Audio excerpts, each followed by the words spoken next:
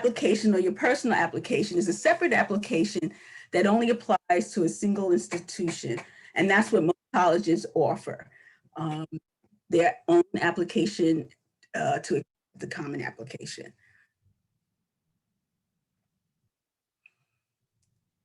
And okay, so I think I got a little ahead of myself. The shared application is a general application that can be submitted to all college state system. An example of this is the State University of the SUNY system, as I had mentioned earlier. And they take students to apply to multiple SUNY schools. So if a student is only applying to SUNY schools, the SUNY application would be suitable, would be a suitable choice. And if a student is applying to SUNY schools as well as school outside of the SUNY system, the common app that we spoke to earlier would be a better choice. Next slide, please. And the last thing I just want to add in, ladies and gentlemen, students, is that the common app is the most common, and most of the schools take the common application. When you are doing your research, please be sure to check what school, if your school takes the common or the coalition. And again, the coalition is just to help underprivileged students get in. For more information about our #CAP program, please feel free to email us at epio, aka cap@gmail.com. And that is it for Ms. Shankwa and I. We are looking forward to having most students contact and reach out to us. We are excited to help you all with your college application process. Thank you. Ms. Taylor. Thank you. Thank you.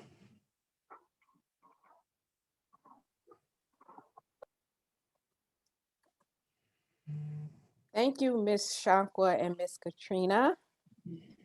And now we'll move on with the college representative presentations. We'll have Ms. Kelly Muskirthan, who's going to come now to introduce the schools as they present.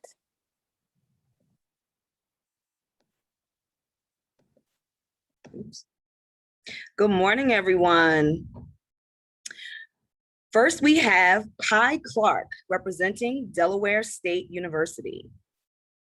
Mr. Clark?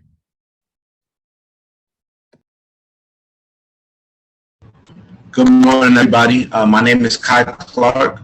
I'm a graduate of Delaware State University in May of 2017. I studied exercise science and minored in coaching. And I'm going to share my screen to start my presentation. Also a proud member of Kappa Alpha Psi Fraternity Incorporated by way of the Brooklyn, Long Island alumni chapter.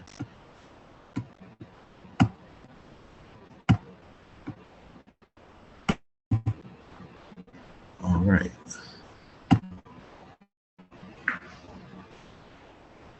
Can everybody see my screen? Oh, yep. All right, cool. Let's go. Okay, so admissions.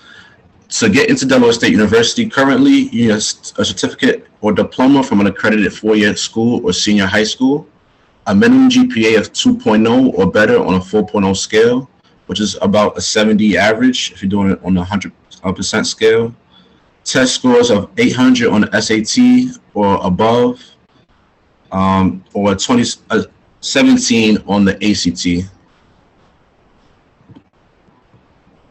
Delaware State offers a bunch of majors going from bachelor degrees all the way up to doctoral degrees now. I'll briefly share.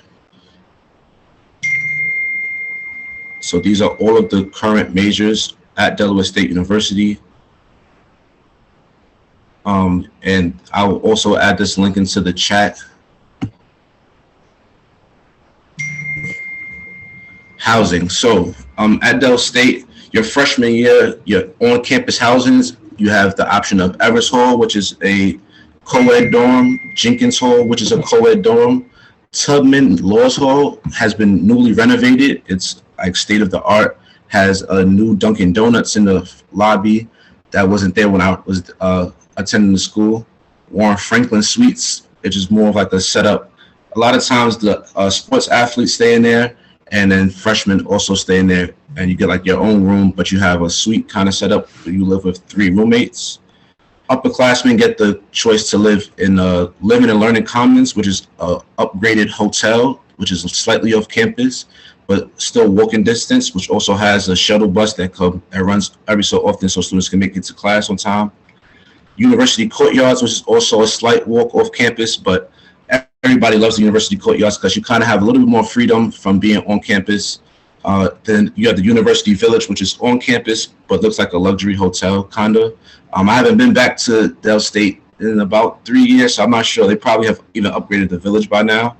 And we have Widener Towers, which is mostly for honors and sports students. Dining. So we have the Village Cafe, Conrad Cafe, which both have fried chicken Tuesdays and fried chicken Thursdays, which is also like almost like a big party, family reunion every week. So everybody goes out to the cafe for lunch. Then we have Chick-fil-A, which is on campus inside of the MLK building, which is our student center. And we have the POD market, which is like a quick grab and go. I think it has a Subways and you get like snacks out of there. Student life. So we have all Divine Nine organizations. Homecoming is also one of the biggest times of the year. If you ever hear about college, you're always going to hear about homecoming, and Dell State's homecoming is definitely an experience everybody should go and see. Spring Fling is like a mini homecoming that happens during the springtime. So homecoming usually happens in October, and Spring Fling usually happens in about either March or April. Delaware State is a Division I athletic team. As Division I athletics, our teams are usually so-so. Every once in a while, we have a good basketball team or a good football team, but we've never made it to the NCAA like big dance since I've been there. The Student Government Association is like a really big thing at DSU.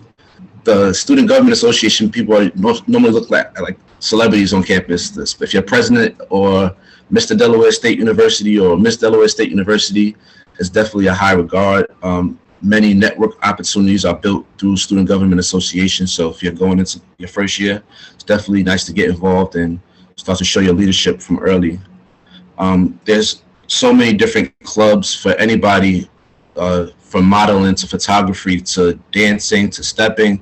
And if you don't find a club that you're interested in, it's definitely highly recommended to start your own club. If you can find 3 people that are interested in the same thing you're interested in, a lot of times DSU is open to letting you start your own club and even giving you some resources to make sure that your club runs efficiently.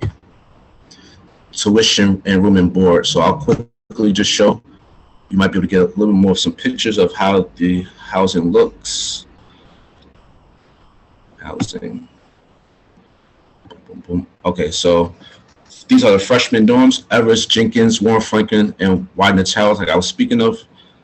Yearly, it's about $7,000 and about $7,500 for Franklin. Widener Towers, which are the suites. Most freshmen, honestly, if you're gonna get the best experience, to me, stay in Everest or Jenkins. Limited learning commons, people don't often like to stay there, but it's a really nice room if you don't mind staying a little bit further off campus. But once you're in your second year, you are then available to go to the university courtyards or university village apartments. And these are the prices here. And then these are the new Tubman and Laws Hall that's just been newly renovated. And this is how much that would go for. Okay.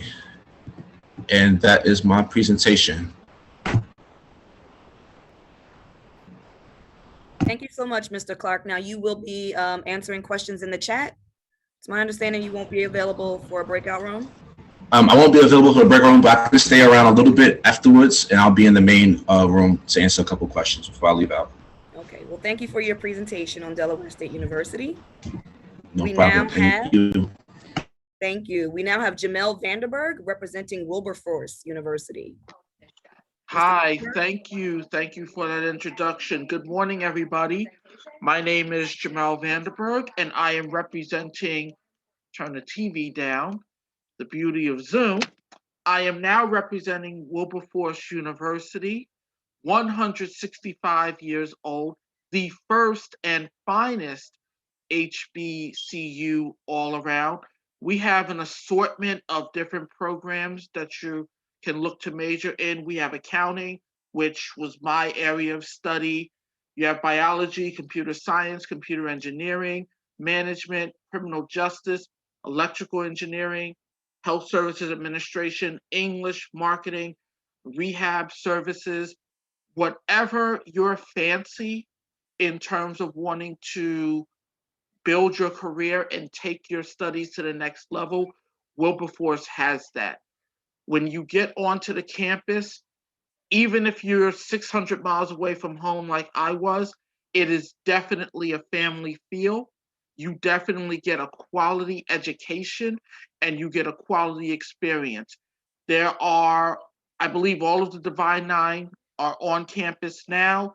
There's a number of different clubs, there's a number of different activities. There's an assortment of things that you can get involved with when it comes to Wilberforce University. What I would also like to do for the next couple seconds, I would like to play for you all a little clip from our president, Dr. Pinkard's interview with the Breakfast Club that happened several months ago. So just bear with me for a quick second.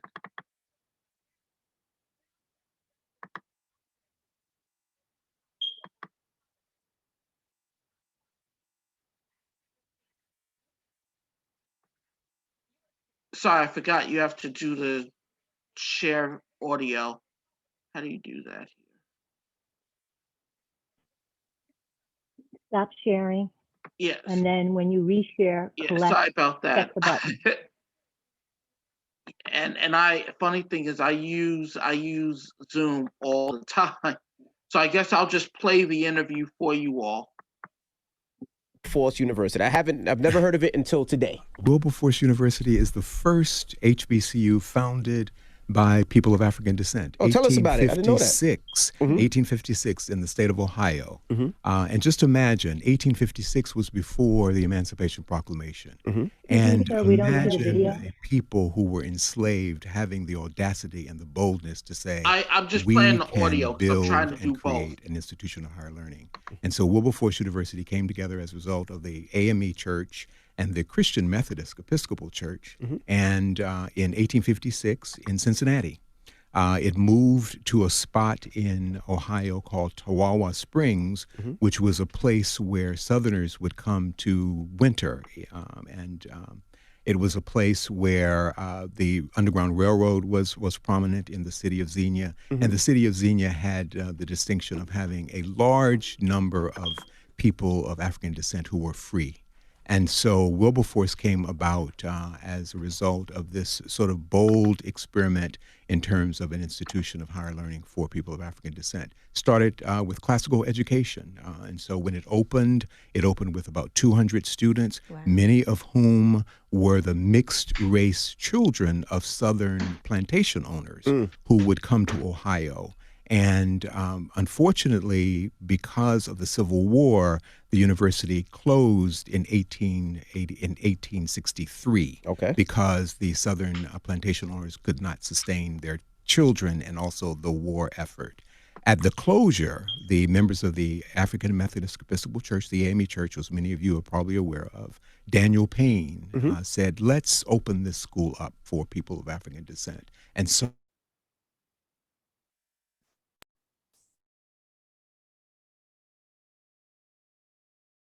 bought the mortgage and reopened Wilberforce American Man to be the president of a university in the United States. So that is just a little snippet of the history of Wilberforce University. I will take questions within the chat. I won't be available for the breakout rooms, but there will be a representative. There will be another representative from Wilberforce who will be available to answer any questions. Thank you for your time. Thank you so much, Mr. Vanderberg. We will now have a presentation from Marcus Scurry, representing Johnson C. Smith University. Good morning, good morning, good morning. Hey, everyone. My name is Marcus Scurry, and I'm sorry, I'm at my program site, so that's why I'm wearing a mask. My name is Marcus Scurry, and I'm a 2004 graduate of Johnson C. Smith University. I'm also the chapter president of our JCSU New York Alumni Chapter. And I also serve as a National Alumni Association Executive Board member. So happy to be able to join you guys this morning for your college fair. This is our first time participating, so I'm very happy to be here. I shared my presentation, so I don't share my presentation with your Would you organization. like us to share it for you, Yes, sir? I would love for you guys to share it. Juliet?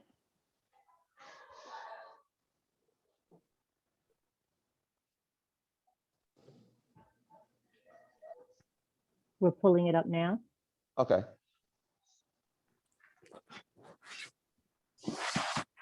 Thank you so much.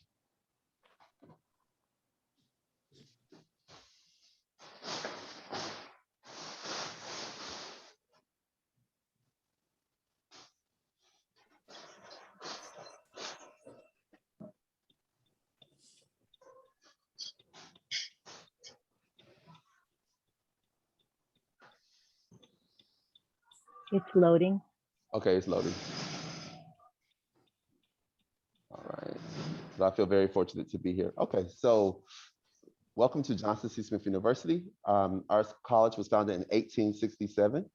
The picture you see in the center is of Biddle Hall. It was erected in 1867. So that was actually the campus. That was the university in 1867. Of course, so many years later, the university has grown by leaps and bounds. So of course, we are on Instagram, Facebook, and Twitter. And so you can always connect with us. We're always available. And our website is www.jcsu.edu. Next slide, please. Okay, so one thing that we're very happy about is the JCSU Promise. With this promise, we will produce graduates who are able to communicate effectively, think critically, learn independently, as well as collaboratively, and demonstrate competence and excellence in their chosen fields. Okay, that's our JCSU Promise to students who apply and of course graduate. So we have a wonderful admissions team. We have 5 amazing admissions counselors. They are pictured there. Their contact information is also included in the slide for those that are interested in reaching out. Okay, so just some fun facts about our undergraduate admissions counselors. So Brittany Parmar, listed on the left, is a JCSU graduate. She graduated class of 2013. She's originally from Akron, Ohio, and she won a pageant in college. Okay, Brittany's on the left. And then we have Mr. Daniel Watson, who is one of the newer additions to the admissions team. He is actually the admissions rep responsible for the Eastern region. So New York students, Philadelphia students, New Jersey, Connecticut students. He is the admissions counselor that would sort of mobilize paperwork, initiate the admissions process, and parents can of course reach out to Daniel. His contact information will be included at the end of the presentation. Next slide. Okay, so one thing that was stated earlier is that attending at HBCU is definitely family business. So this is a picture in our gymnasium. We love Smith. I love Smith. Alumni always come back. And homecoming is like a big family reunion. So that's just some parents, of course, showing their school pride for our wonderful university. Next slide, please.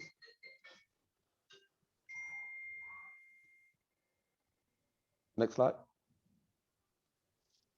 Okay, so we have so many, a plethora of student organizations. A few of those are listed there. I apologize that it's a little dark, but so the campus is always interested in students starting new organizations. So the Office of Student Affairs and Student Activities actually supervise the student orgs on campus. So in addition to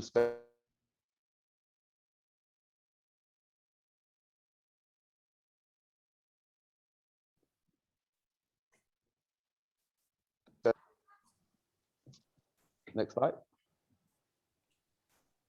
Okay, so our student affairs actually have their very own social media pages. So there you can find our student affairs department on YouTube, Twitter, Instagram, and you can also actually text them. So the text is text Smithite to 8101 because this university is really, being that it's a smaller campus, they really want to stay connected to students and families that may have any questions or any issues or concerns.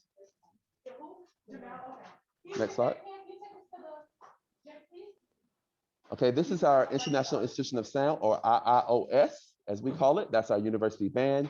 They have been known to make appearances at football games, parades, and they have competed in 2 Honda Battle of the Band showcases in Atlanta, Georgia. They too are can be found on Instagram.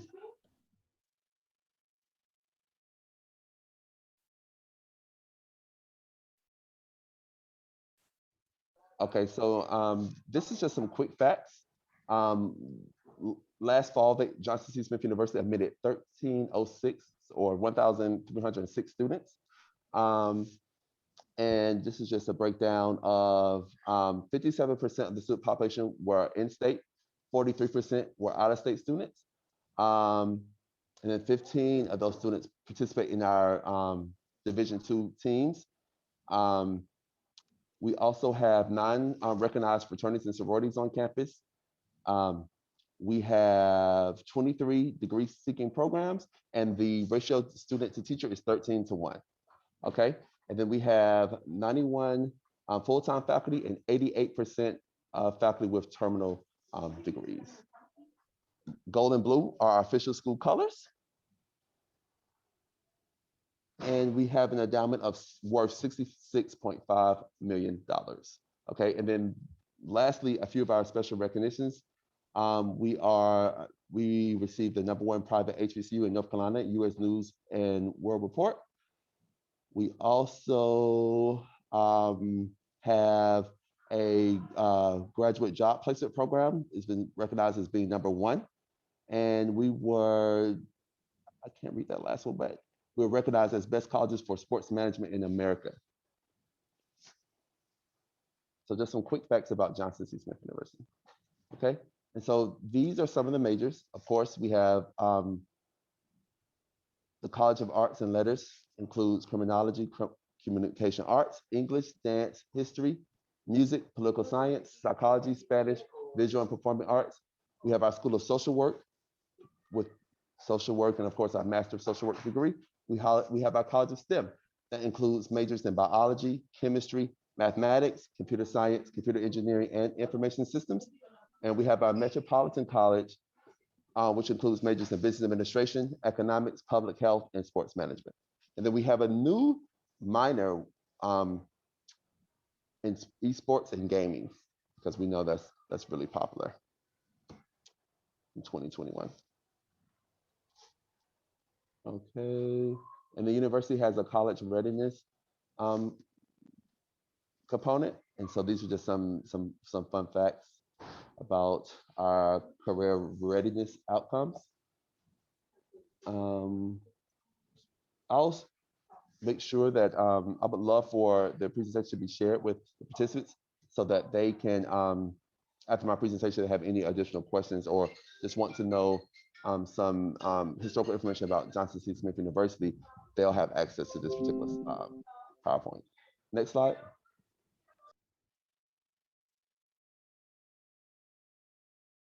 What sets us apart? We're a historically Black college university, yay. We're in a great location. We're minutes from uptown Charlotte. And we are happy to have the expansion of the light rail, which gives students access to Charlotte and the amazing city it has become. We have the iPad initiative. So every student that is admitted receives a free iPad. We have a passport initiative, and we have the foster village for older students. We have faculty, staff, and student engagement, 12:1 faculty student ratio, and we are 15 in Division II sports teams. Okay, and we have ranked number 9th in North Carolina for evening and online education programs. Next slide. Okay, we can skip that. I spoke of that before. We can skip it. Yes. Next slide. So these are three freshman pathways. We have the traditional freshman program, we have a middle freshman program, and Sid Lux Scholars program. Next slide. Okay, so in order to apply, of course, everyone must submit an application fee. It's free. Official transcripts, high school or GED transcript, and they must have a 2.5 GPA. Okay, two other things are they look for your SAT or ACT test scores, as well as an application survey for freshmen only. If an application's GPA is below 2.0, there may still be an option for them to apply for admission, as long as they submit supporting documents.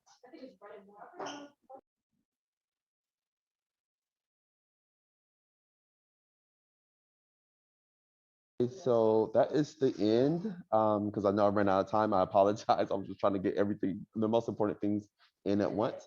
But I would love for the PowerPoint to be shared. I would love for the PowerPoint to be shared with the participants in today's fair, just so they have any additional information. There's a lot of information about scholarships for freshmen, so parents can really take advantage of this information.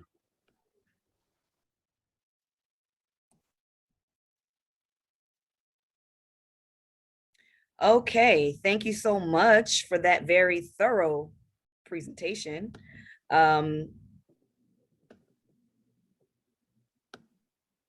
It doesn't appear that my video is able to be up, but that's okay. Thank you, Mr. Scurry. We greatly appreciate it.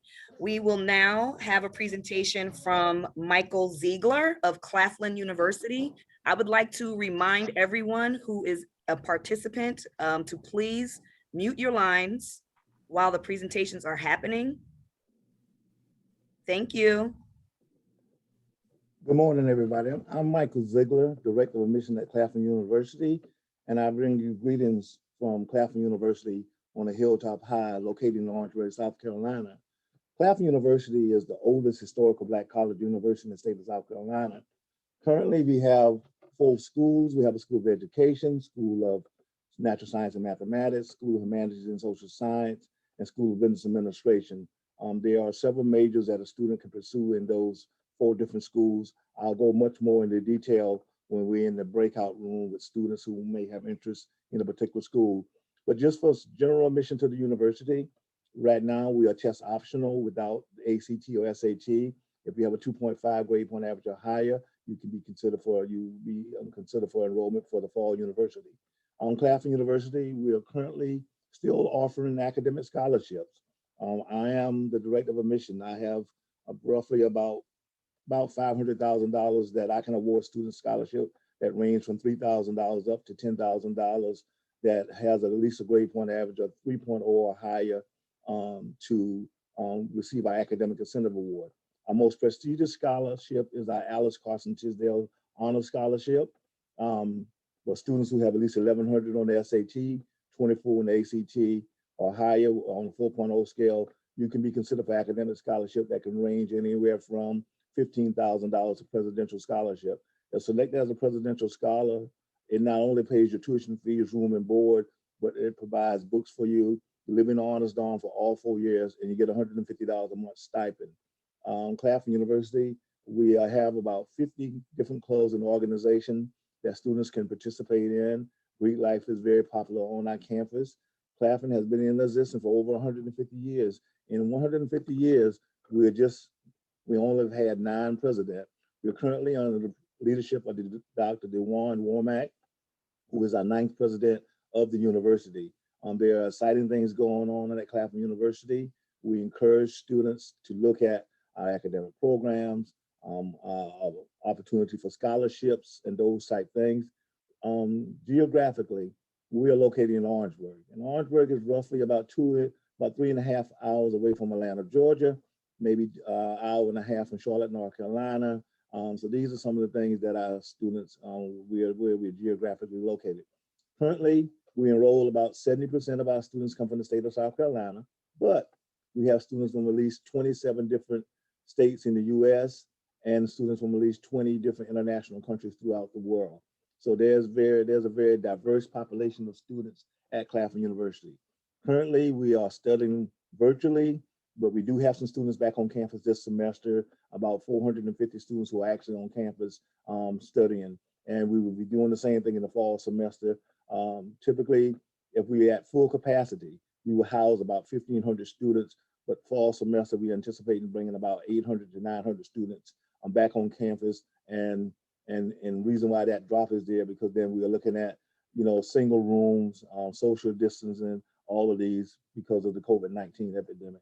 But again, students, parents, it's exciting today for me to speak with you, but I'll be more excited to chat with you in the breakout room to answer you any direct questions that you may have about Claflin University.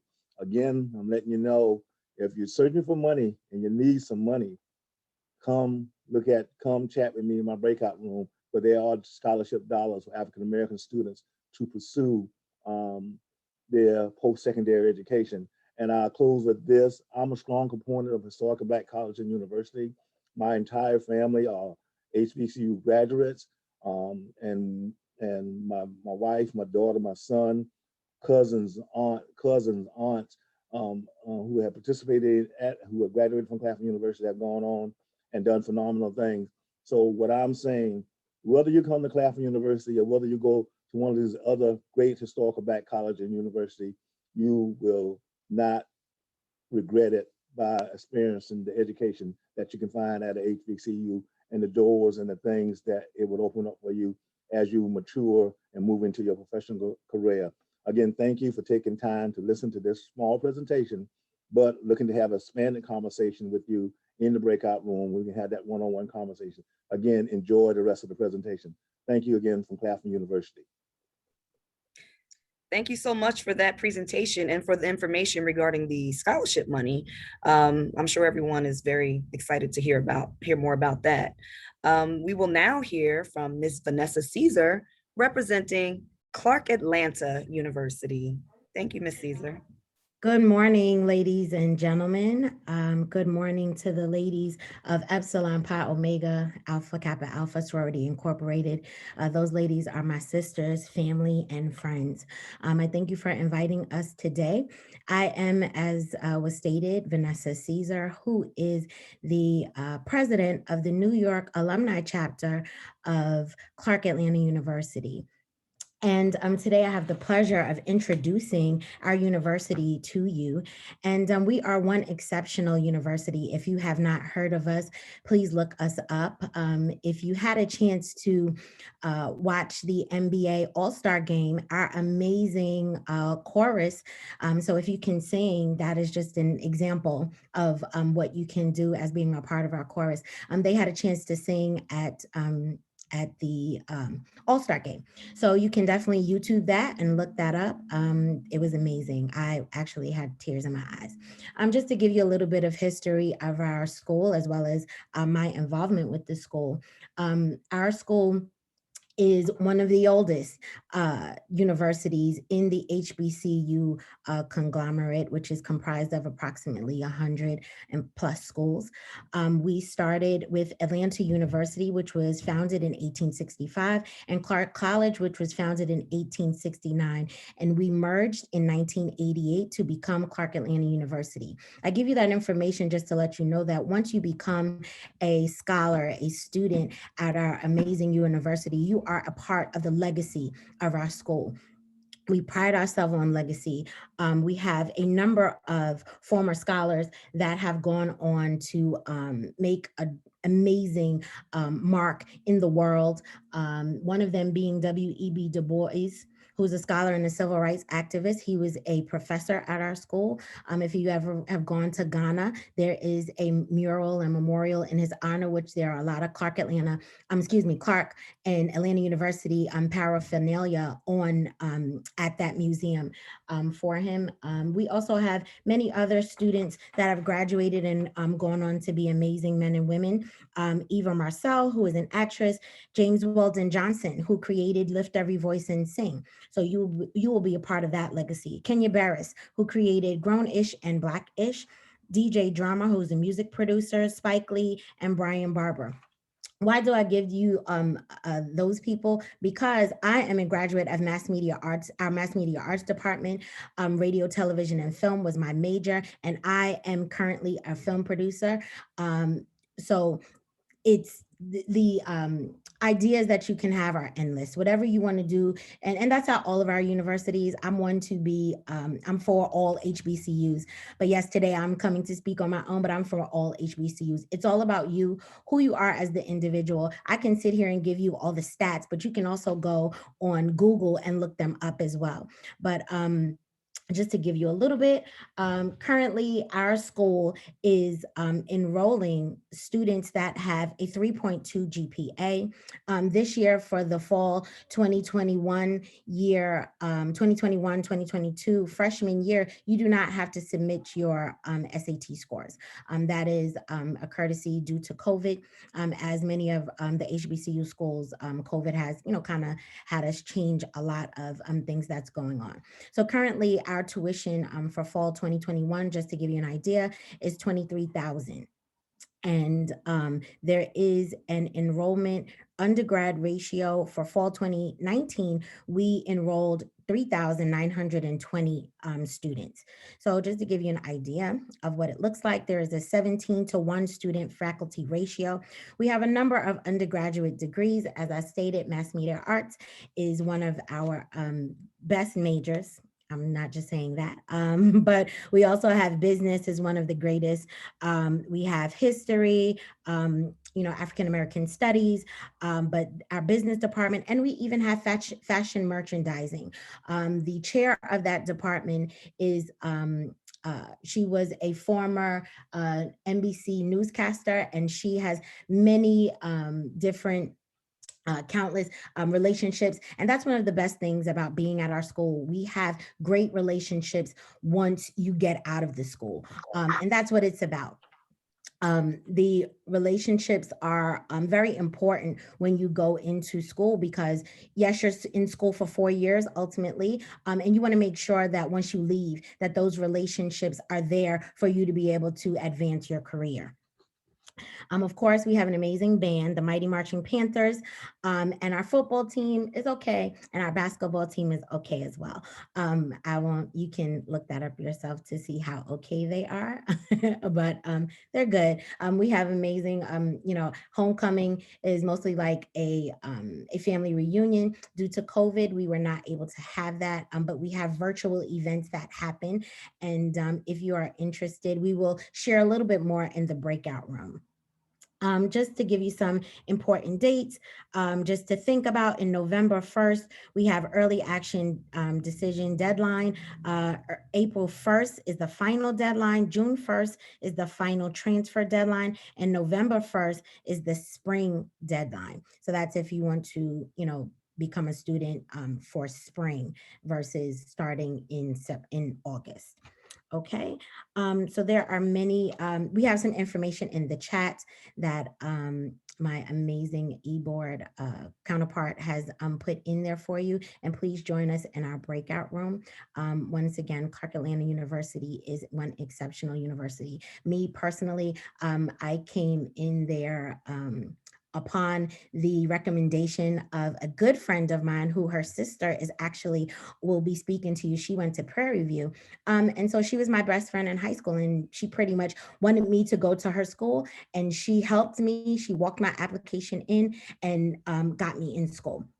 I was the first graduate of coming from a single parent household. So just to give you an idea, if that is your life, you can do it too. You can travel, Atlanta is very far. Our school sits on the campus of next door to Spelman College and Morehouse College. And together we make the Atlanta University Center. And we have the great opportunity of taking classes at each schools. So that's one of the best things about our school. Yes, you can, be a part of Clark Atlanta University, but you can also be a part of Spelman College. You can also get to learn at Morehouse College. And one of the students that has gone on and made a life for himself off of the fact that he went to Morehouse College, but he got his education from Clark Atlanta University is Spike Lee. So the opportunities are endless. Myself, we have amazing activities on campus. We have, of course, all of the sororities and fraternities there. But last but not least, we have WSTU, which is the student radio station, which I and a couple of friends in the radio department started. So you can go to our school and be a radio host.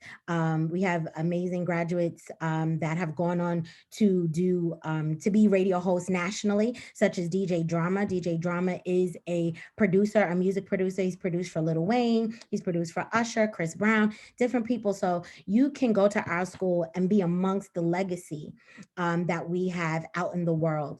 And you have different alums that you can reach out to, such as myself, and those amazing names that I've mentioned, and they can help you get jobs. Right now, I have a current student who I also work at Complex Media, and I have a current student who different students who I'm getting internships for at Complex Media. So this is what it's about. It's about networking. It's about relationships, not only education. Okay, so yes, education is a large part of it. Don't get me wrong, but it's definitely about relationships and moving forward. I truly appreciate the time and the opportunity, and I look forward to seeing each and every one of you in the Clark Atlanta University breakout room.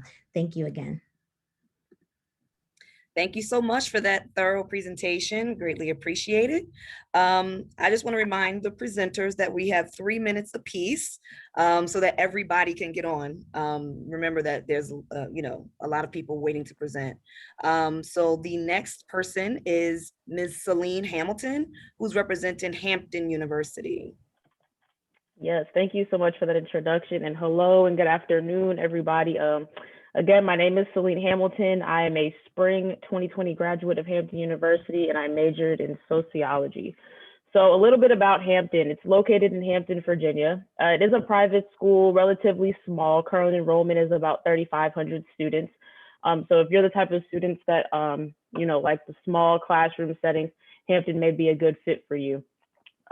Sports-wise, we are D1. We are a part of the Big South Conference. We have men and women's basketball. We have women's soccer, track and field, a football team. And we also have a men's lacrosse team that was started about 5 or 6 or so years ago. If anyone's interested in ROTC, we do have 2 ROTC programs. We have Army and Naval ROTC as well. So a little bit about the admissions requirements. Just like other schools, we are going to be test optional for the 2021-2022 school year. So you are not required to submit your SAT or ACT score. You will need your high school transcript, a letter of recommendation from a guidance counselor or teacher, and then you're also going to submit a 500-word essay. So that's just kind of a quick overview of some of the requirements regarding admission.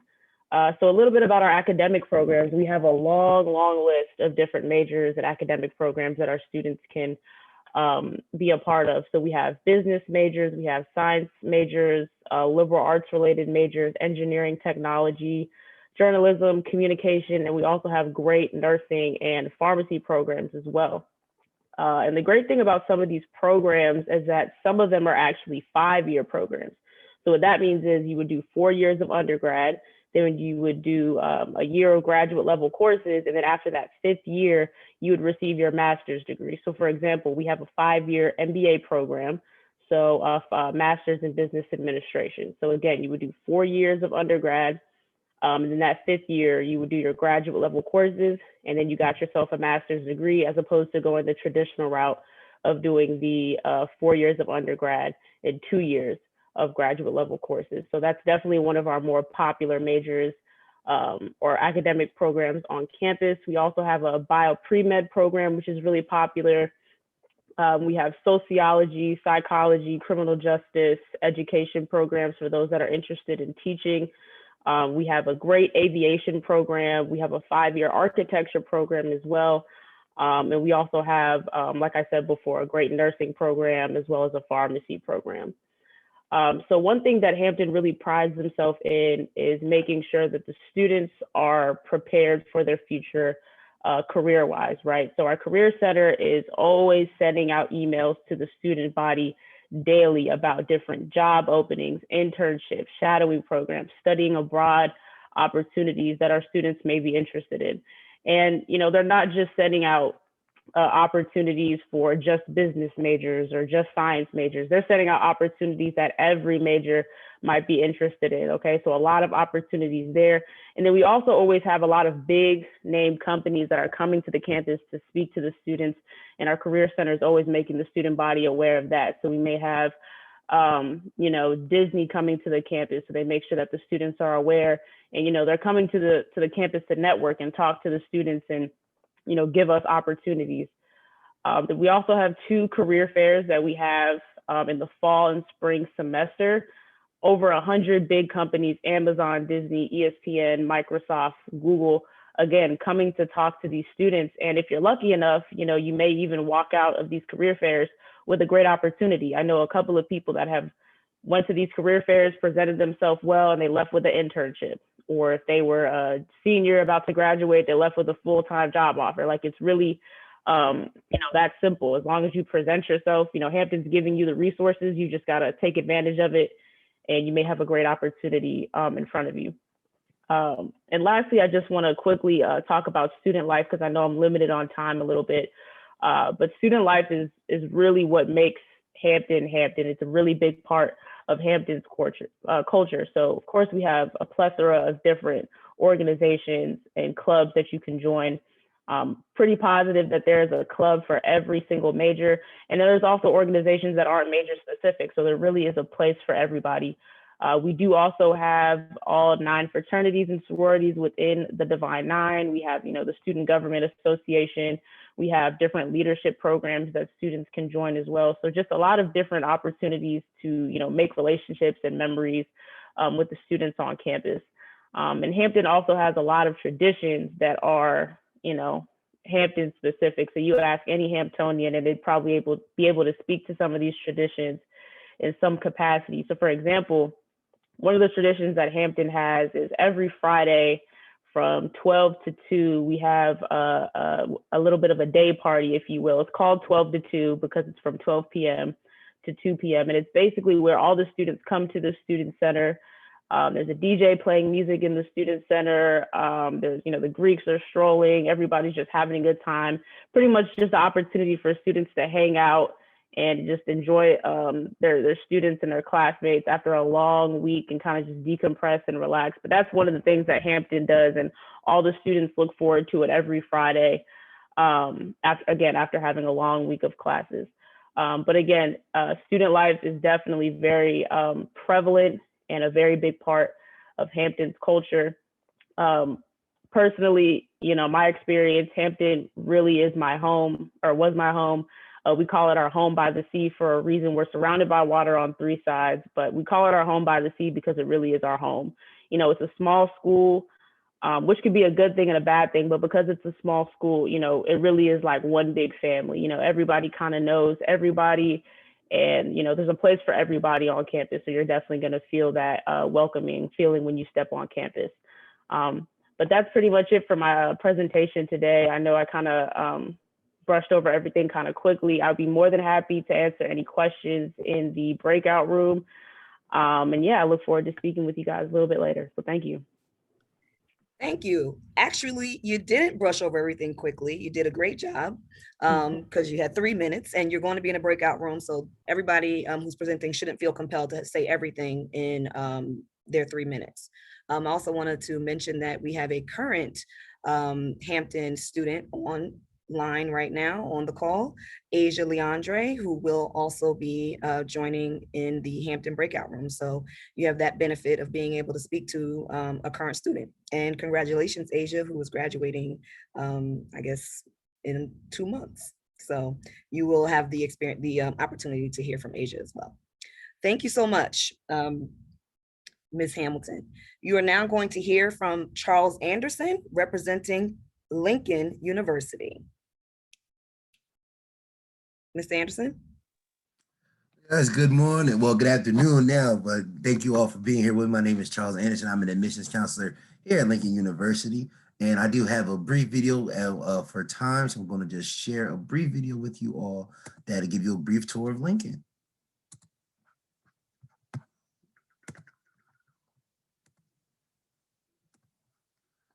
I want to make sure you guys can hear the sound. So I'm just going to kind of skip through a little bit. Oops.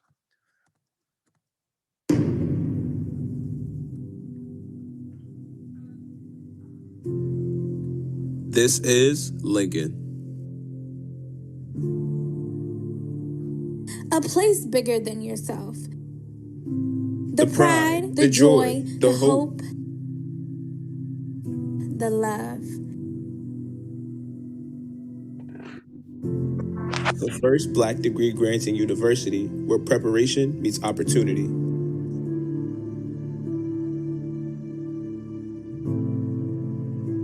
Learn, liberate, lead.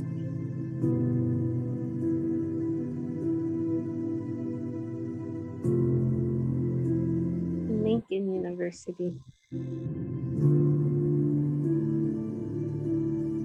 Where you don't just meet friends, you meet family. Where you don't just learn, you educate. Where you don't just live, you come alive. It's more than pen, it's more than paper. It's the experience, the challenge, the fight, the grit, the passion. Making a difference, take a step, bring others with you. This is what we are. This is LU. Welcome. Welcome to Lincoln University, the nation's first degree-granting, historically Black college and university. Our 422-acre campus is located in southern Chester County, Pennsylvania.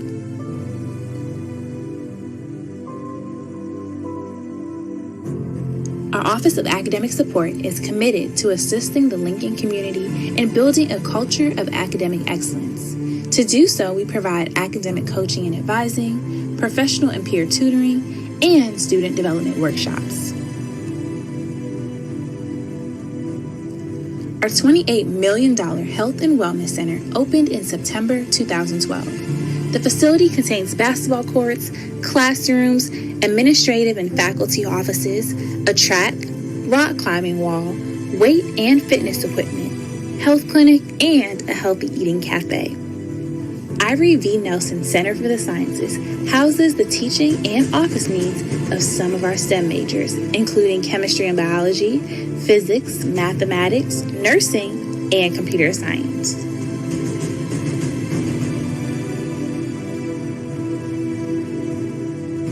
Langston Hughes Memorial Library is named for one of Lincoln University's most famous graduates.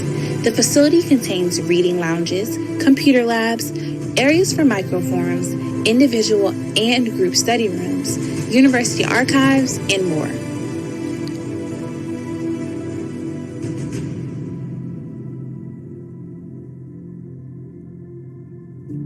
The Ware Center for Arts houses our visual and performing arts, foreign languages, and music programs.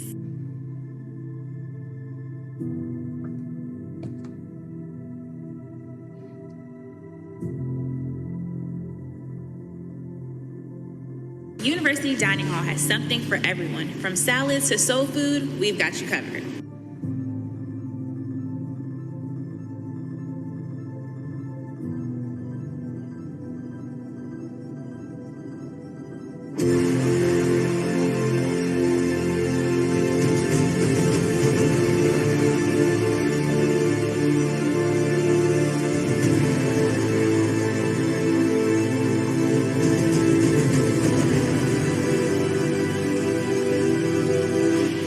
Welcome to the Student Union Building, commonly referred to as the Sub.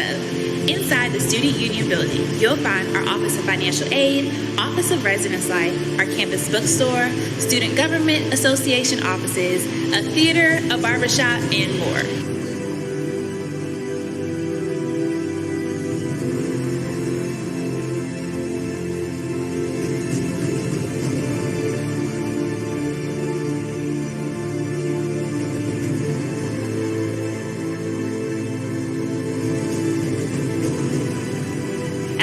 University, there's something for everyone. Whether you're joining one of our 50 clubs and organizations, joining a fraternity or a sorority, participating in our Division II athletics, intramural sports, gospel choir, concert choir, there's something for everyone. Lincoln University educates and empowers students to lead their communities and change the world. We can't wait to see you on campus.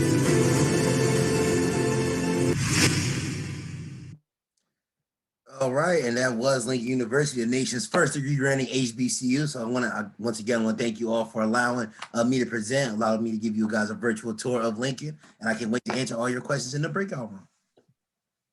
Wow, what an amazing video. Thank you for that presentation, Mr. Anderson.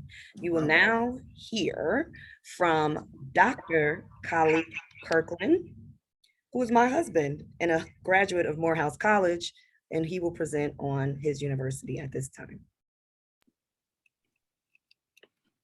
Good afternoon, everybody. Good afternoon, everybody. Good afternoon, everybody. That's right, I'm hype. Whenever I start talking about Morehouse College, I get hype. Whenever I start talking about Morehouse College, I get hype, period. Number one, I want to give a shout out to the amazing women of Alpha Kappa Alpha EPIO chapter. Thank you for inviting me here. I promise to go less than our 3-minute allotted time. I promise to go less than our 3-minute allotted time. Allow me to just share my screen with 6 facts. Allow me to just share my screen with 6 facts.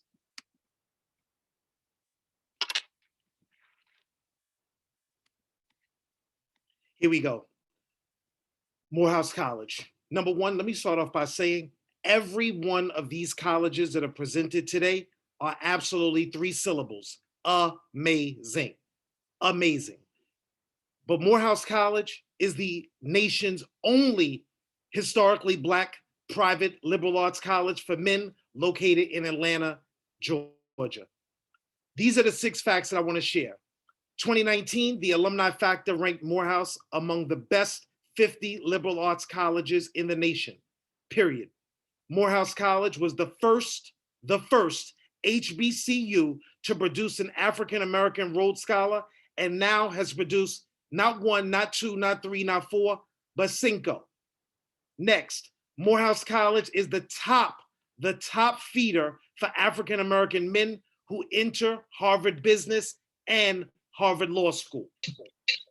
Number 3, Morehouse College is the largest producer of African-American men who eventually earn PhDs in the fields of science, technology, engineering, and mathematics. I just happen to have mine in education. Almost done. Variety magazine recently named Morehouse's what we call the CTEMS, which stands for Cinema, Television, and Emerging Media Studies program, as one of the best since 2019. Last but not least, Morehouse has produced the 3rd highest amount of Black venture capitalists, more than Yale and Penn. I can't wait to see you all in the breakout room about Morehouse College. Thank you.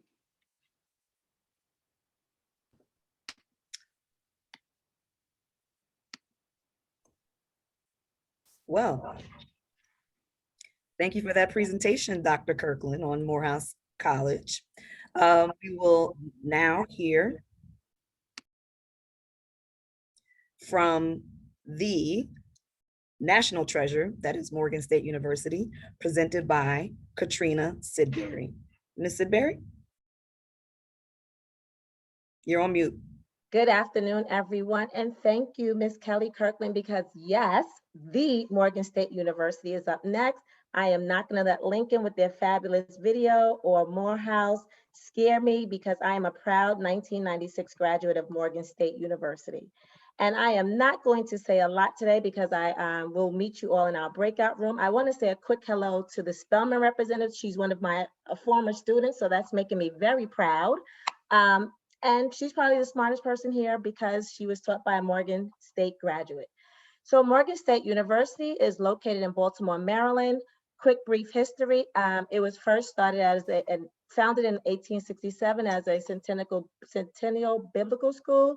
It became a public school in 1939. It was private. It was named after the Reverend Leighton Morgan, who was the first chairman of the board. And in 1939, it was bought over by the state of Baltimore, Maryland, because they wanted to have a school for Black students.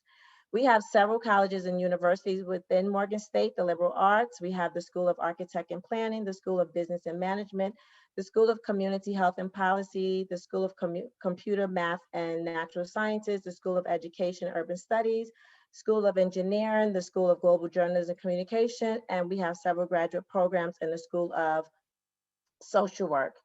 For student life, we have our Fine Murphy's Art Center. I'm so sorry. We have a university band, a choir. We have the fraternities and sororities. We have sports teams. We have our student affair, SGA, and we definitely have an organization for every single major, for business, for finance, for education. And then I'm just going to show you how to contact the Office of Admission and Recruitment if you're an undergrad looking to attend Morgan State. And when we get into the breakout room, we will talk more about why Morgan State is the Morgan State, and you should think about Morgan State as your choice. Thank you, Ms. Kirkland. Thank you, everyone. This has been amazing, and I will see everyone in my breakout room.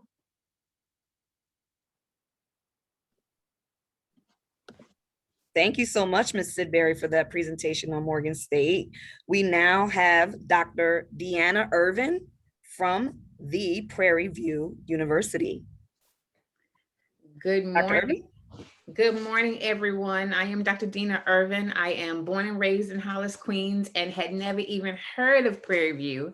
But one thing I want to do as the founder of an organization, Black in College Bound, where we help students like you get to their next level and get their money to go to school, is know about diversity scholarships. And diversity can also be geographic. So we've heard from a lot of schools, but I'm going to convince the New Yorkers to even consider passing over the Midwest point and think of some other HBCUs that are seeking geographic diversity.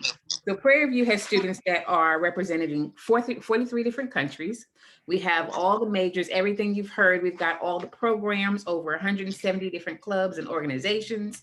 We've got a student body of over 9,000 people. However, it is just like family, so much so that when we get together, like homecoming, as was mentioned by several other presenters, we have been ranked #1 for homecoming, for HBCU homecomings. So it is truly a time when people come together. And while we are in this special moment of being going through things with the emergence of Black Lives Matter and people really looking at diversity, especially diversity in tech, Prairie View is top for producing Black engineers. So we have been ranked #3. When I graduated, we were #1. So, and it doesn't mean that anything has diminished or slipped. It just means that other people are catching up. But with that said, Microsoft, Apple, so many different tech companies have an initiative to double their Black employee population in the next few years. So when you're looking for Blacks in technology, STEM, engineering, math, architecture, which we're also #1 in producing Black architects, where do you go? You go to the Black university that produces that. You don't go to a predominantly white institution looking for more Black engineers. You go to the HBCU that does it and does it well. So definitely want to convince you, and we'll talk about it more during the breakout, but just wanted you to think about Prairie View as an option. We are located in Texas, 25 miles outside of Houston, about 3 hours from Dallas. Again, Midwest, diversity. I had never heard of it, didn't want to go. And once I got there, changed my life. Since people have mentioned some of the famous alum, I'll say DJ Premier, who was there when I was there, great friend, Lonnie. He's always doing the cipher for BET Awards. Lonnie Love, people from In Vogue, people who are in different TV shows. We have lots of different programs. ROTC, when you go through our ROTC programs and you graduate as a naval commissioned officer or an officer, so you don't go into the general ranks, you kind of come out at the higher ranks with better salaries. We specialize in engineering, nursing, agricultural programs, again, #1 for Black architectural programs, math and science, and also justice. We have lots of majors, 70 different programs, 9 different schools. They all do very, very, very well. I will say, as a co-founder of Black in College Bound with my partner, Angela Holcomb, we do college tours every year. Prairie View, hands down, has the most beautiful campus I've ever been on, and that even includes a lot of predominantly white institutions. So usually some of our schools, because they were in communities that didn't serve Black people well or didn't have the space, you might find them in cities, which is great, but sometimes as a student, we had that distraction of being in the city and not isolated on a campus. I will say our campus is amazing, as was said before me, and every team has its own field. That's how much land we have. So again, Texas, land, STEM, number one, NSBE, National Society of Black Engineers, which I have been an advisor for as well. Just again, your network will shape your net worth, because when you go to school with those types of colleagues, you come out on the other side, and again, everyone is in high ranking positions, coming out with amazing starting salaries. So as I close, I'm going to give you just a few rankings. Number one, best value HBCU. Number one, producing Black architects. Number one, highest starting salaries, and that's going to make a big difference after your 4th year. Number one, homecoming. Number 3, producing Black engineers. Number 8 for out-of-state students. And number 8 for the best online MBA program. We just started doctoral programs. And number 11 for the best HBCU of 2020. So I look forward to seeing you in the breakout room. And if you'd like to consider anything with Prairie View A&M University, please go ahead and send me a message in the chat. And we can't wait to see you soon. Thank you. Wow, those are some amazing stats. Thank you so much for your presentation. Number one, homecoming though? Yes. Okay. Google it. Google it. Okay. All right. We will now, thank you so much. We will now hear from Ms. Allen Felder of the Savannah State University. Ms. Allen Felder? Okay. One moment. Hello, everyone. Can you hear me? Oh, on myself. Yes, we can hear you. Okay. Hi. My name is Latanja Allen Felder, and I am a graduate of Savannah State University, class of 1982. I received my Bachelor of Science in Electronics Engineering Technology there, and I'm also a member of Alpha Kappa Alpha sorority. So I'm just going to provide some highlights and tidbits about Savannah State, and if you have students have more specific questions, we could try to get those answered in the chat. But Savannah State was founded in 1890, and this year is 131 years. It's located in historic Savannah, Georgia, in the community of Thunderbolt. It's known as, dubbed as University by the Sea. Our colors are orange and blue. Our mascot is the tiger, and we have a motto, you can get anywhere from here. The campus is located on 201 acres of land, and is by far the most picturesque in the state of Georgia. It's also the oldest public HBCU in Georgia and the oldest institution of higher learning in the city of Savannah. So you may say, why Savannah State? Savannah State has an increasingly diverse student population with an enrollment of 3,700 at this time. SSU currently has 7 residential facilities or living options that include traditional living, apartment style living, and hybrid style living, which combines features of both traditional and apartment style. These living options are all co-ed, and 5 consist of 1 to 2 bedroom suites for freshmen and sophomores. 1 is an apartment complex, which is called University Village, which is co-ed and consists of 1, 2, and 4 bedroom apartments. And we also have 1 townhouse complex, which is called University Commons, which is also co-ed and consists of 1, 2, 3, and 4 bedroom apartments. SSU is accredited by the Southern Association of Colleges and Schools, as well as departments, different majors are accredited to in different areas.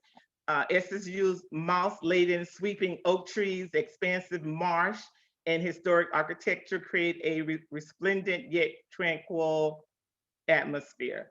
SSU has relevant academic majors, engaging lectures, cutting-edge research, quality student faculty engagement, and a nurturing environment. SSU has 3 colleges: the College of Business Administration, which we call COBA, the College of Liberal Arts and Social Science, which we call CLASS, the College of Science and Engineering, which we call COST. And we also have the College of Education. We have over 30 baccalaureate majors and degrees, 5 graduate degrees, about 145 faculty members. There's over 75 clubs, organizations, student publications, different things like that, including sororities and fraternities. Savannah State is a member of the SAIC. We have football, basketball, baseball, track, field, and golf. For the men and for the women's teams, we have basketball, softball, tennis, cross country, track, field, and volleyball and golf. We also have NRTC, which is a very important program there. It's popular, as well as our marine science program.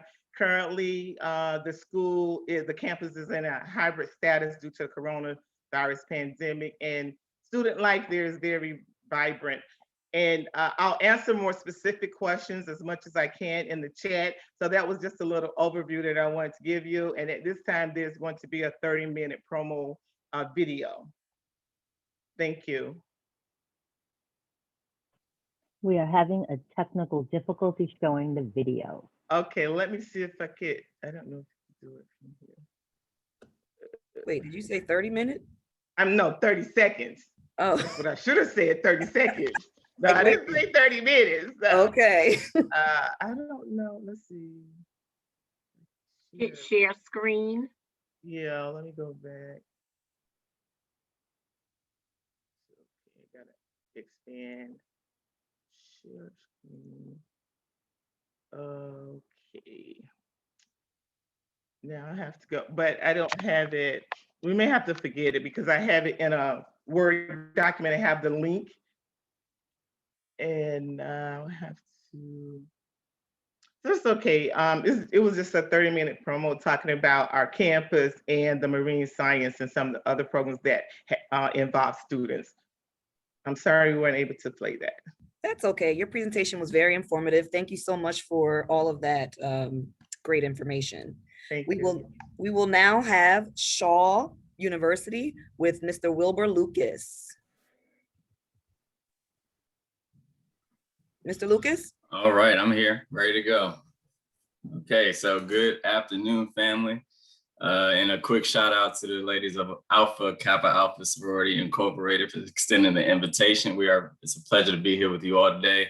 Again, my name is Will Lucas, and I have the privilege of serving as the Associate Director of Admission here at Shaw University. Shaw University is located in Raleigh, North Carolina, and Madam Dr. Paulette Dillard has the privilege of serving as our 18th president.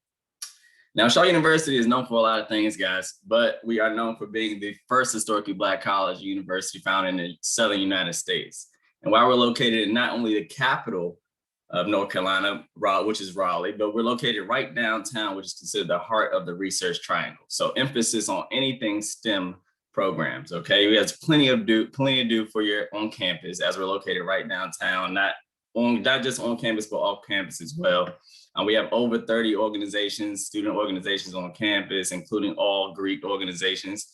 Our SGA, shout out to the members of Omega Psi Phi Fraternity Incorporated. Our SGA band, for all of my athletes on the call, we are Division II. We participate in the CIAA conference, which is the oldest athletic conference for all the HBCUs and the craziest tournament you have ever attended. I'm pretty sure I got a second on that as well. As far as our academic foundation, guys, is super strong. I already brought up our STEM programs, but our top programs at Shaw are business, biology, sociology, psychology, as well as our computer science program.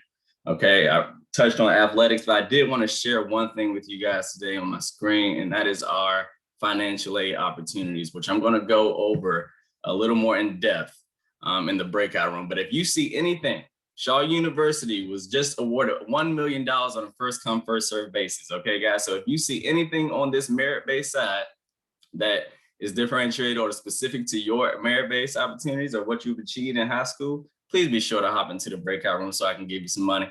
Okay, and come holler at me so we can build as well. Okay, and again, guys, my name is Will Lucas. And I look forward to speaking with each of you in our breakout. Thank you so much. I love it when we can give out money. That's a blessing. So thank you so much For for sure. Thank you. And now we will have the illustrious Spelman College represented by Alexis Clark. Ms. Clark?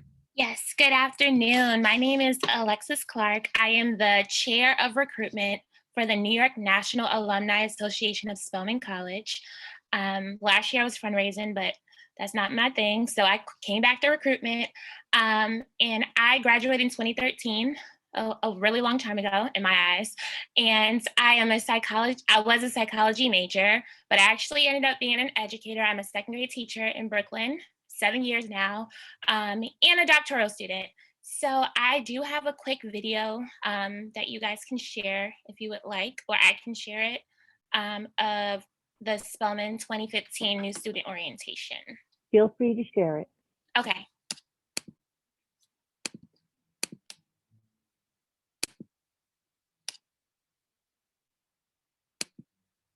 But you can't allow it, 'cause baby, whether you're high or low, or whether you're high or low, you got to keep on the tightrope.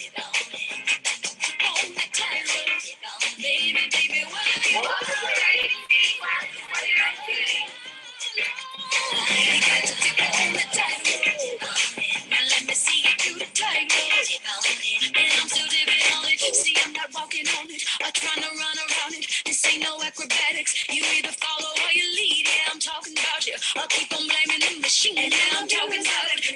Talking about it. I can't complain. This is my Morehouse brother, MD Mark Day. I'm from Chicago, Illinois. How you doing? This is the beautiful Gabrielle from Detroit, Michigan. Class of 2019. GD from the class of 2019. I'm Maria Payne. I'm Kennedy Wood. I'm National Hall. I'm Caitlin Jackson. We're in the white dress ceremony.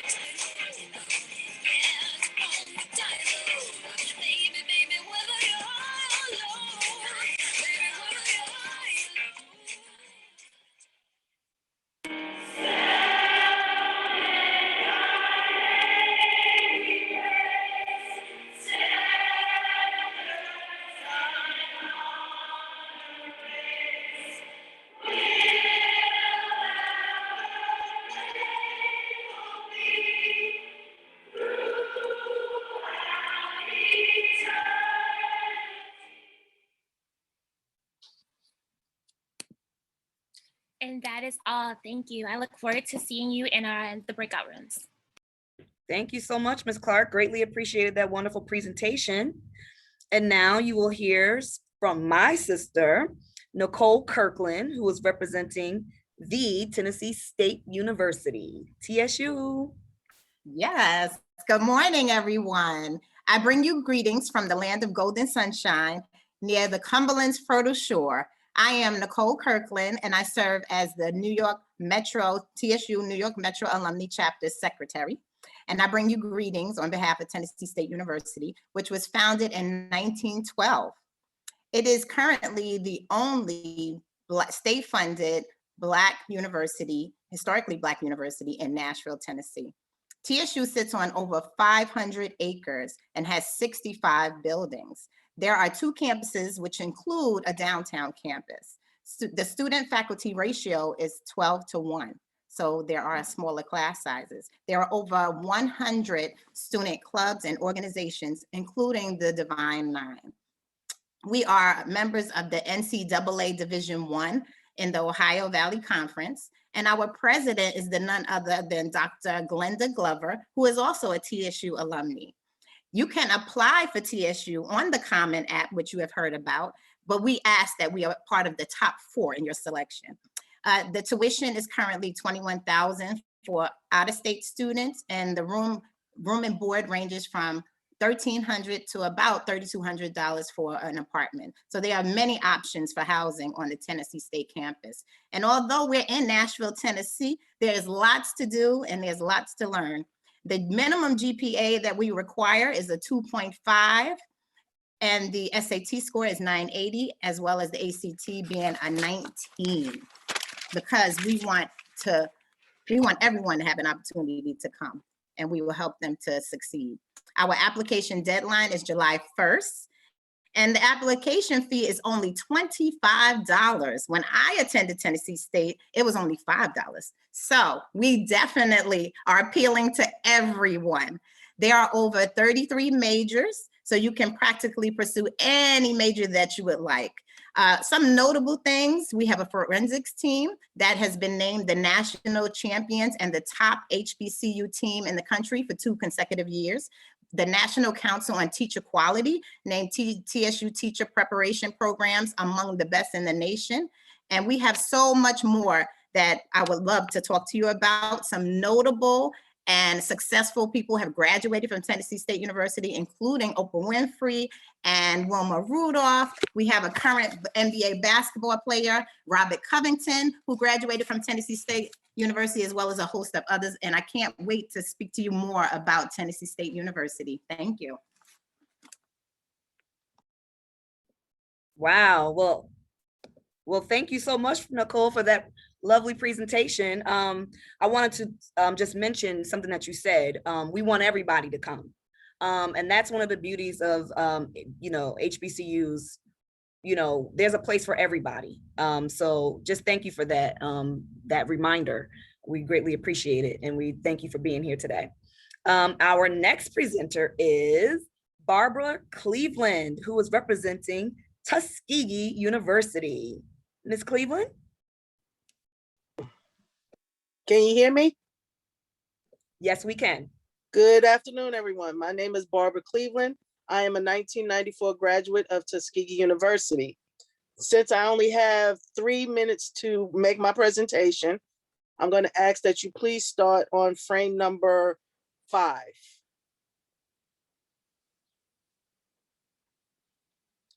We are the Tuskegee University Golden Tigers. We were founded in 1881 by Lewis Adams, who was a former slave, but he was a Renaissance man. And our first principal was Booker T. Washington.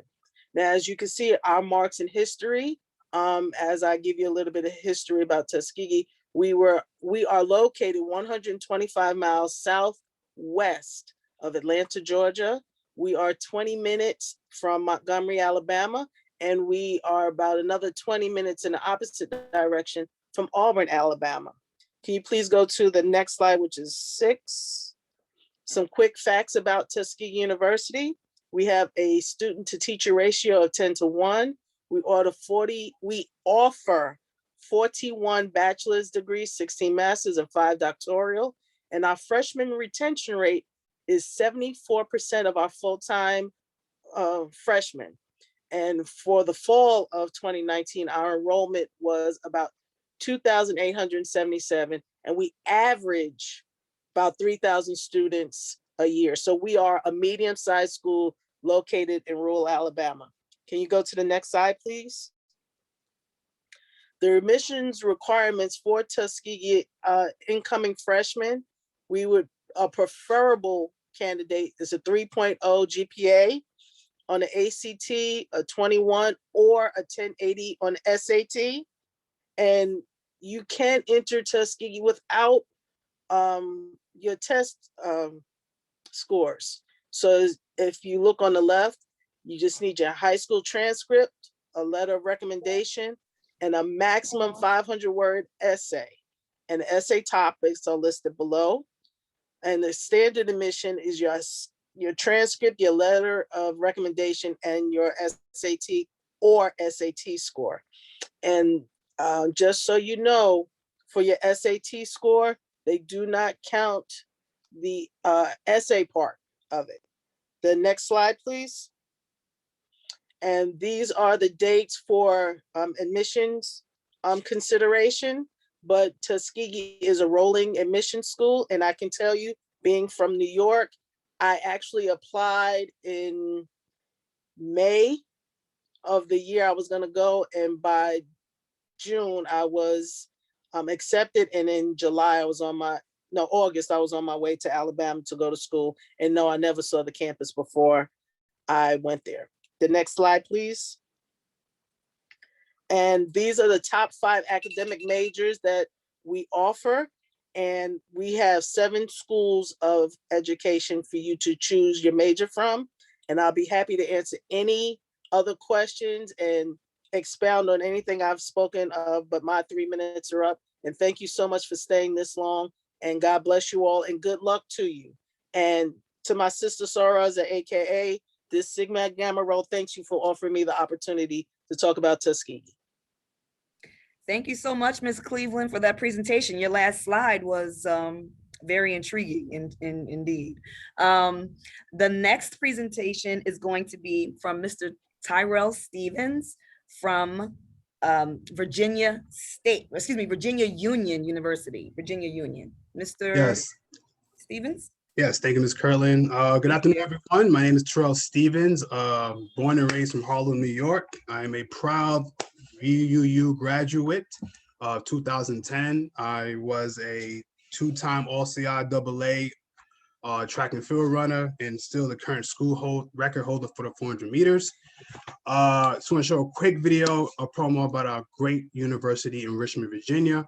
We currently have a 15-to-1 student faculty ratio, 2-to-1 in terms of female to male. We have 7 dorms, 4 of it being 2 male, 2 all females, and 3 co-ed dorms. Let me show you a quick video real quick.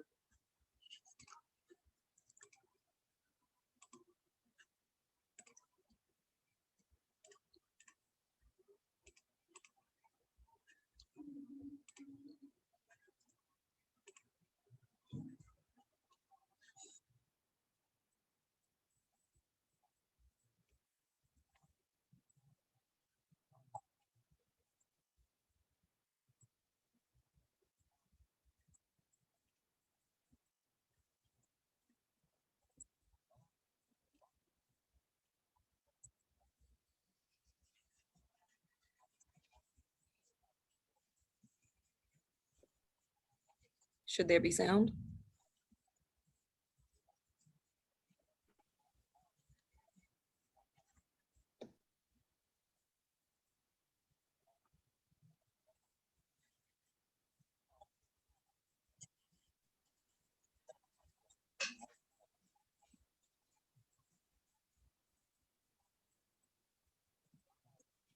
Is there sound? Should there be sound on your video?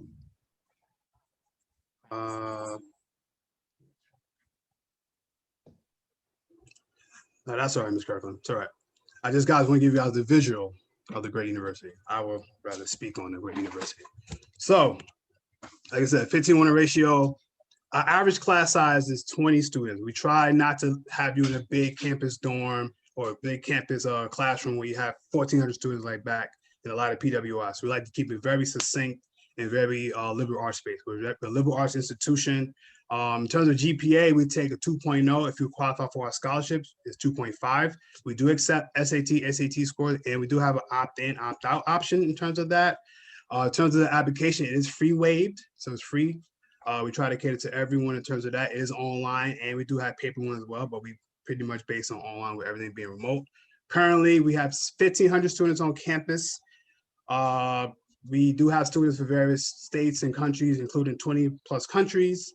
Feel free to drop into my inbox group. I would like to detail more about money, giving you guys money. We do offer scholarships based on a wide range of academic skills and assets. We do want well-rounded students. We're looking for students who are great in the classroom, who do things outside the classroom, guys who are and women who are well-rounded students. So please look forward to dropping into our group chat later, and I'll definitely give you more information about myself, my school, and that's Network and Connect. All right, thank you so much. Now, last but not least, representing the incredible Xavier University of Louisiana is Dr. Rhonda Alexander. Dr. Alexander? Wave our colors, bear them onward, gold and white, so true. Hail to thee, all hail, dear Xavier. Hail, all hail, XU. Thank you for persevering. Sometimes we save one of the best options for last. So join me and prepare to stand out at Xavier University of Louisiana, where excellence is the rule, never the exception. My alma mater is the #1 university in the United States for producing students who go on to achieve the dream of becoming Black physicians who serve our community. Among our illustrious alumni are former Surgeon General Regina Benjamin, current New Orleans Mayor LaToya Cantrell, vegan chef and author Bryant Terry, comedian LeVar Walker, and creator of the Therapy for Black Girls community, Joy Harden Bradford, who was initiated into my same chapter, the Epsilon Tau chapter of at Xavier University of Louisiana of Alpha Kappa Alpha Sorority Incorporated. Laissez les bon temps rouler as you explore more than 50 majors among our 21 undergraduate departments, as well as our multiple graduate programs. As we approach the 100th anniversary of our university's founding in 1925 by St. Catherine Drexel, who was born in Philadelphia, Pennsylvania, I invite you to check out this small school in the Big Easy, where a rich culture and phenomenal support can help you reach your highest potential. See you in the breakout room. Wow, thank you for that and the beautiful song. We really appreciate it, and we're looking forward to hearing more about your school in the breakout room. So I guess there's going to be directions on how to go to each breakout room now. Yes, thank you, Ms. Kirkland.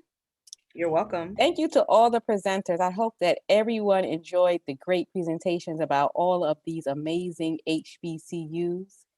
We are running a little bit behind, so if you can bear with us so that everyone will have the opportunity to go speak with the reps with the schools of their choice.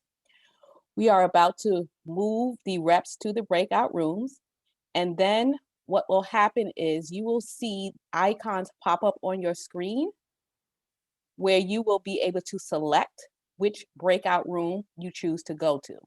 Once you're in that room, you'll have to, if you would like to go to another room, you would have to come back to the main room and then select the option, the icon for the option of school that you would like to join.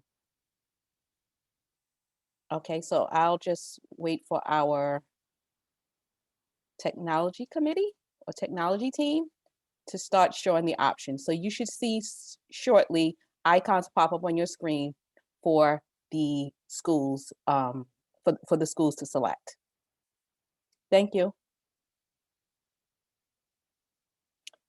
And then for the college reps, you should see an icon pop up on your screen where you can join your breakout room.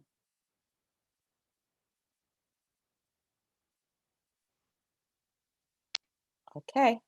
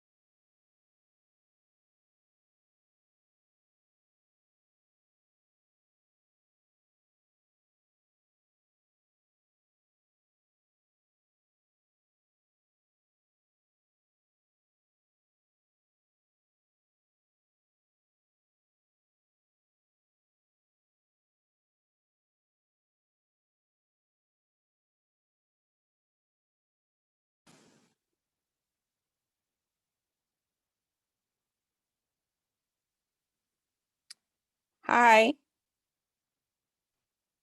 Sorry, Donna, Miss Donna. Yes. Oh, did you, People are choosing, they're going into the rooms now. okay. So Miss Booth? Miss Booth should be in the Clark Atlanta room. Okay, she is. Well, I'm still in the main room. yeah, she's. I also see her in the main room.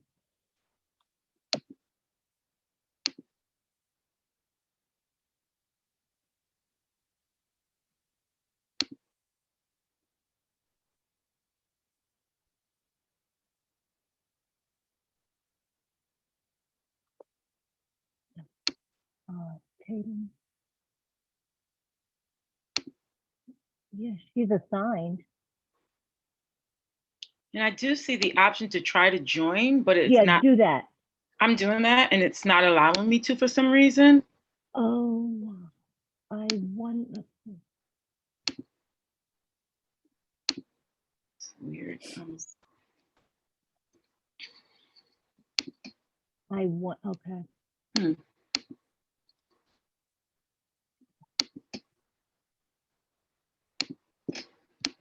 Yeah, I don't know. Move to. Let's see. It might be your version of Zoom. Hmm. Do you want to log out of? You want to log out and come back in, and we'll try to put you in it. Okay, I'll do that. Okay. I just want to say hi to one participant. Hi, Chloe. Hi. It's my niece, everyone. Hi. Hi. I'm gonna. And come back in. All right, I'll be watching. Sure, thanks. Miss Donna, I'm going to I'm gonna go over to the Tuskegee room. If you need me for anything, just text me. What Sora is in? She was Clark Atlanta, so that's Yes. What Sora is in there? In Clark, So, Atlanta? Yeah, it's Kalina, Kelly. Sora That's Kalina. Talina. Can Is she there? we message? Yes, she is. Okay. Let me see if I can go to. Okay. All right, Sora Juliet, watch for the rep in the coming back into Zoom, and I'm gonna go and tell Sora Carlene that she's coming. I'm here. Okay. I'm here. I'm going to. I mean, Colleen. You're going into Kalina. Tuskegee. I'm Tuskegee, right? I'm getting ready to go back to Tuskegee. Okay. Okay. Okay. All right. Thanks. I'm Bye-bye. here. I'll be Juliet, here. I'm gonna go to Clark and wait a minute. Let's admit everybody. Okay, try to put her back in. Okay, if you can. Yeah. All right, let me go to Clark. Clark.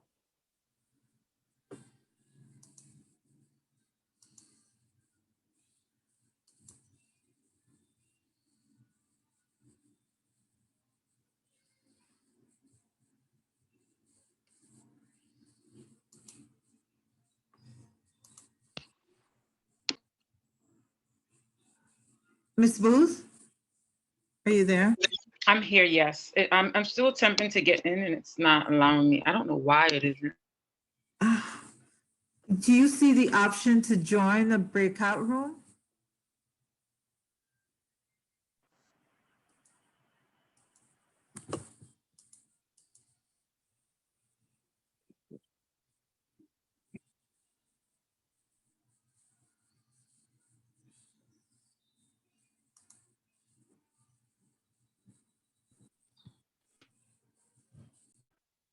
Juliet, were you able to assign her? No, I think she exited and she's trying to come back in, but Oh, I thought she wasn't I getting let the everyone option. in. What was her name again? I think she's in the Tatum room. Booth? Yeah, I thought I let her in. Let's check the room. Yeah, I'm not sure if oh yeah, she is in the. She's in. She's in. Excellent. Yeah. Okay. For our guests who are still in the main room, you can choose to join one or more of the colleges in the breakout room to learn more about them.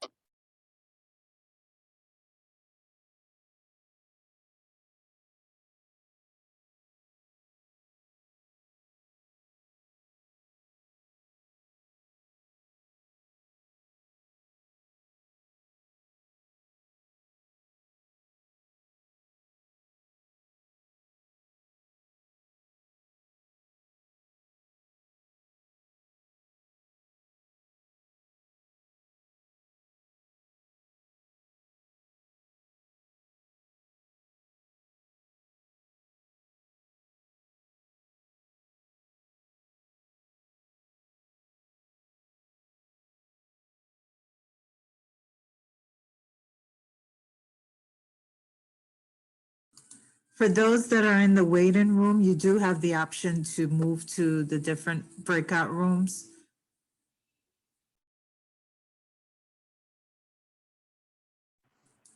Please let us know if you have any issues moving to those rooms.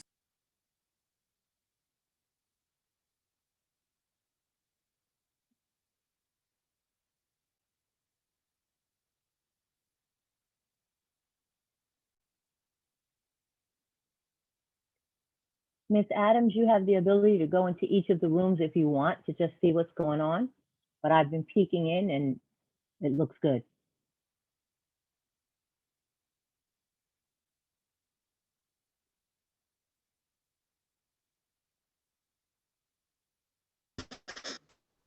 Thanks for that. I'm hanging up.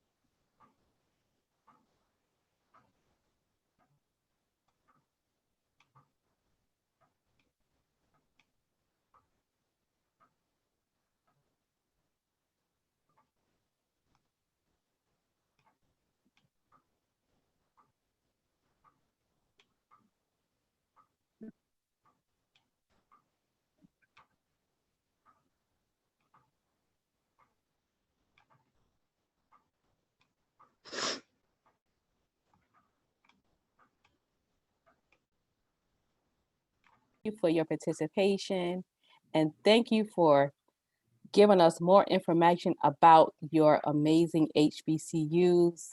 Thank you for all the students and the parents who joined us today. We hope that this was educational. We hope that you learned more about historically Black colleges and universities. You received a small glimpse of HBCUs, but there are over 100 HBCUs within the United States. Today, you were able to hear from 17 of those schools. We will be sending out information to all of the registrants. We will send out information, all the slides and videos that were shared with us today. We will send that information out to to all the registrants. We will also share contact information. If the reps allow us to share their contact information, we will share that information with you as well. Again, we want to thank everyone. Sorry we went a little bit over, but there's so much information for HBCUs. It is hard to fit within 2 hours, but we definitely thank you for bearing with us and for going over for the time that we went over. We do have a short survey that we would like to take. We'll have that survey come up on the screen now. And if you can please share it, if you can please take that survey, that would be great. This will help us prepare for programs in the future. I believe it's up on the screen now. Yes, you should all see it on the screen.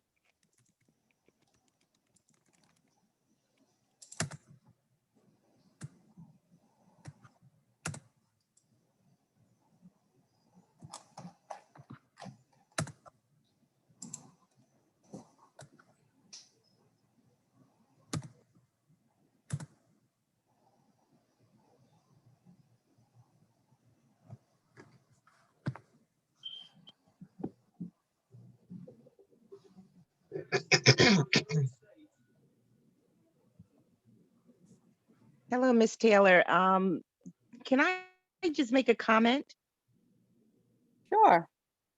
So I am Sora Octavia Hill from Delta Rho Omega in Brooklyn, and I have been on your presentation, and I just want to say it was fantastic, well organized. What the presenters gave excellent information. I am my chapter's 2021 virtual tour chair. So I joined to get information. I certainly took the opportunity to get contact information from your representatives. And I just want to say that it was absolutely fabulous, fabulous, fabulous. And I just want to let you know, thank you so much for for presenting this information to the community, and I applaud my EPIO sisters. Thank you for that information. Thank you for that feedback. You know, it's very difficult in this environment to put on these type of programs. So I definitely thank the technology committee for helping us, or the technology team for helping us pull this off. So thank you for that feedback.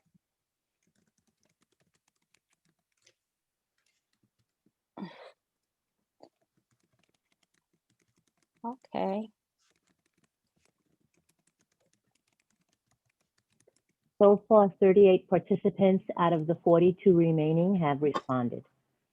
For some reason, I'm having a difficult time. Mine is not allowing me to submit. I don't know what that is. You have to answer all the questions. I thought I did. Maybe I missed one. Okay. Okay, I did miss one. Thank you. Mhm.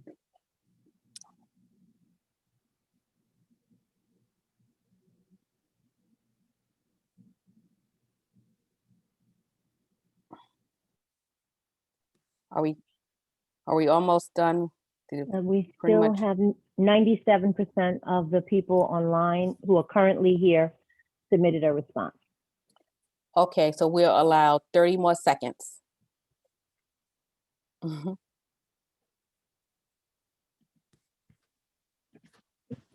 Again, thank you, everyone. I hope you found this forum useful. We will plan to have other HBCU events in the future.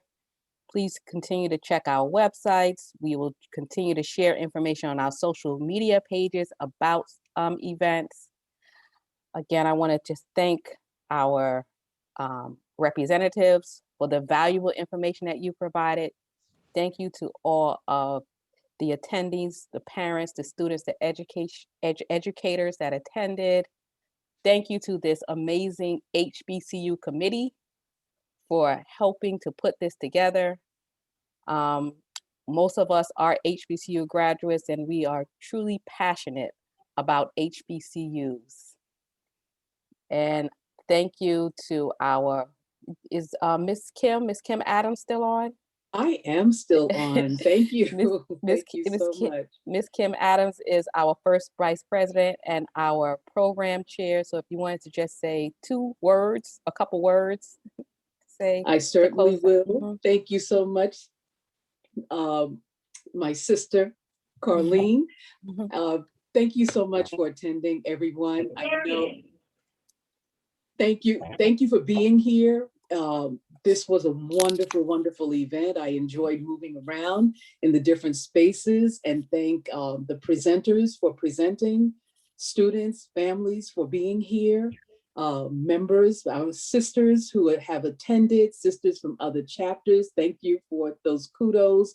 A special, special thank you as well to our committee chairs for HBCU for Life, Ms. Carlene Taylor, who you see, who was our MC, our moderator, along with her co-chair, Dr. Rochelle Robinson, and the #CAP committee chairman, as well as their committees, CAP committee chairman Katrina Sidbury and Shankwa Harrison.